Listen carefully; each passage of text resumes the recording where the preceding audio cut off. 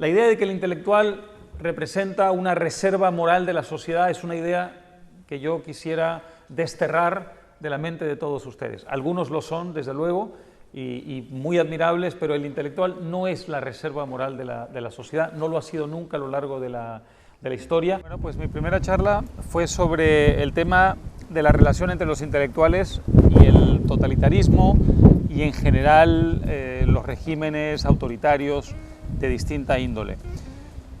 ¿Por qué es un tema importante? Bueno, porque yo creo que todos los regímenes totalitarios y autoritarios son hijos de las ideas y de ciertas ideas en particular, y por tanto la vinculación de los intelectuales con ese tipo de regímenes es muy directa, aun si esos líderes y regímenes no son conscientes de esa relación y aun si esos intelectuales no han contribuido muy deliberadamente y muy directamente a la creación de esos regímenes. Pero en general el autoritarismo tiene siempre una justificación ideológica y esa justificación ideológica se basa en lo que ciertos intelectuales han producido para justificar también su propio pensamiento o para justificar simplemente unos apetitos y unas intenciones que poco tienen que ver con el pensamiento. A veces es una cosa o a veces la otra. Entonces, todo esto es muy importante porque afecta directamente a la vida de mucha gente, porque tiene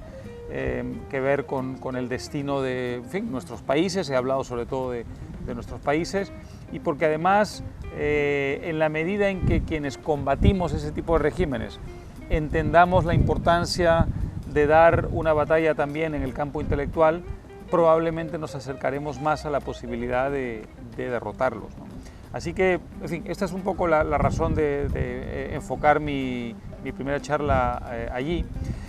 Es un tema para mí recurrente y es un tema al que le dedico siempre mucha atención. Por tanto, la preparación en realidad es una preparación que lleva toda la vida conmigo. Pero lo que hago es actualizar la información, lo que hago es debatir conmigo mismo y lo que hago es tratar también de, en función del auditorio al que me enfrente,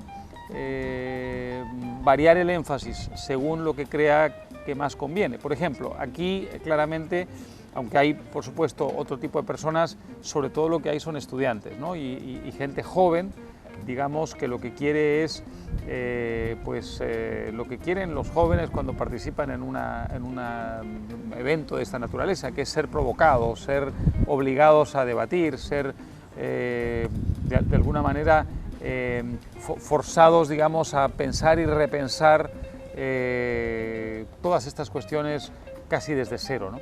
Entonces yo lo que intenté hacer fue, por un lado, algo que fuera, si quieres, pedagógico, que tuviera una cierta dimensión informativa, pero por otro lado también de lanzar, digamos, provocaciones intelectuales para tratar de obtener una respuesta. Como mi primera charla fue un poco larga, se me pasó un poquito el tiempo, no hubo, digamos, un debate tan largo como el que hubiera podido haber. Lo hubo mucho más en mi segunda charla.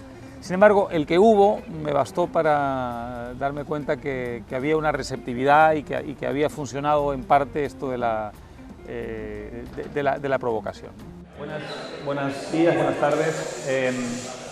La de ayer la di sentado, pero dar una charla sobre populismo sentado es una contradicción en los términos. Hay que darla de pie, con micrófono en mano, gesticulando y vociferando mucho. Esto último no lo voy a hacer, pero debería.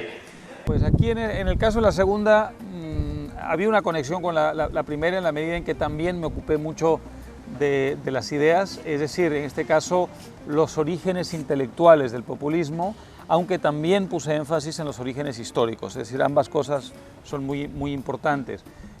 ¿Por qué? Porque como el populismo no tiene una sola definición, sino muchas, y el populismo no tiene, digamos, un solo contexto geográfico, sino muchos, y tampoco un solo contexto histórico, sino muchos, era importante, digamos, no solamente enfatizar el aspecto intelectual e ideológico, sino también el histórico. Entonces, ambas cosas me parece que ayudan mejor a entender cómo y por qué surgió el populismo y cómo y por qué todavía tiene vigencia en algunas partes.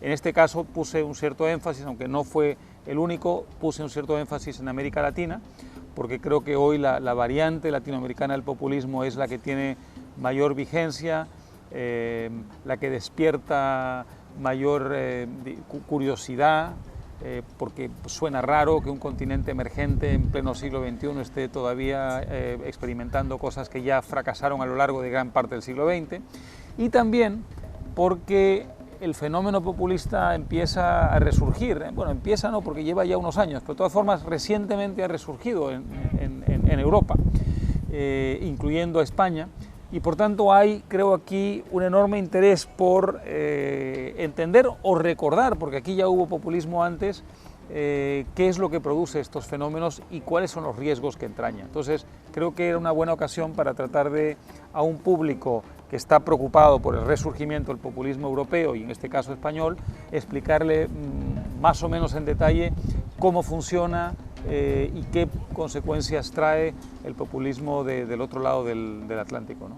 Bueno, yo hablé de combatir al populismo en todos los frentes, en el político, en el ideológico, en el de la cultura popular, y mencioné casos específicos que tienen que ver con la cultura popular que yo creo que hemos descuidado, ¿no? Hablé, por ejemplo, de utilizar las telenovelas, que el populismo ha utilizado muy bien para difundir sus en fin, ideas. Quizá es demasiado llamarlas ideas, pero sí unos ciertos estereotipos y unos ciertos clichés.